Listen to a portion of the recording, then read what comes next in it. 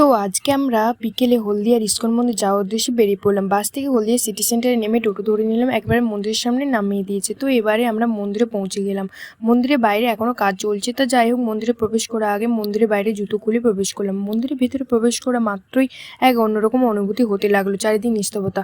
আমরা এসেছি বিকেলের দিকে, তাই মন্দিরে তেমন কোনো ভক্তদের আনাগোনা দেখতে পাচ্ছি না। মায়াপুর ইস্কন মন্দির তো যেতে পারলাম না, তাই বাড়ির কাছে হলদিয়াতে ইস্কন মন্দিরে এসে মনের স্বাদ পূরণ করলাম। এই মন্দিরের সমস্ত কিছু ছবি তোলা পারমিশন আছে, বাট ঠাকুরের সাথে সেলফি তোলা কোনো পারমিশন নেই। এই মন্দিরে ভক্তি বেদান্ত স্বামী প্রভুপাদের মূর্তি রয়েছে, আর রয়েছে প্রভু স্বয়ংস্থান। তো এখানে মূল ঠাকুর হলেন জগন্নাথ, বলরাম, সুভদ্রা মূর্তি। এই মন্দিরের ভেতর কয়েকটি দোকান রয়েছে, আর পিছনের দিকে মহাপ্রভুর রন্ধনশালা এবং ছোট বাগানের সমারোহ। তারপর আমরা মন্দির থেকে বেরিয়ে পড়লাম টাউনশিপে রিভারসাইড যাওয়ার জন্য। টাউনশিপে এসে দেখলাম সান্ধ্যকালীন মনোমুগ্ধকর জায়গা, কত মানুষের যাতায়াত এই সন্ধ্যের সময়। তারপর আমরা খাওয়া দাওয়া কমপ্লিট করে বাড়ি পথে রওনা দিলাম।